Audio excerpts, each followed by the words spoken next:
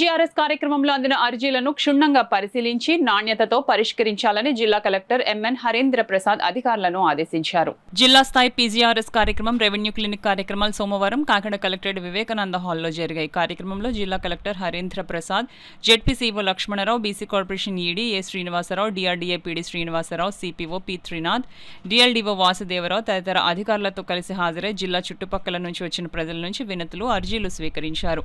ఈ అర్జీలను ఆయా శాఖల అధికారులకు సూచిస్తూ వాటిపై సత్వరం సమగ్రమైన విచారణ చేపట్టి తగిన పరిష్కారం అందించాలని ఆయా శాఖల అధికారులను జిల్లా కలెక్టర్ ఆదేశించారు. ఈ సందర్భంగా జిల్లా కలెక్టర్ మాట్లాడుతూ రాష్ట్ర ప్రభుత్వం ప్రతిష్టాత్మకంగా ప్రతి సోమవారం ప్రజా ఫిర్యాదుల పరిష్కార వేదిక కార్యక్రమాన్ని నిర్వహిస్తుందన్నారు. పీజీఆర్ఎస్ కార్యక్రమంలో అందిన అర్జీలను సంబంధిత శాఖల అధికారులు క్షుణ్ణంగా పరిశీలించి గడువులోగా పరిష్కరించాలన్నారు.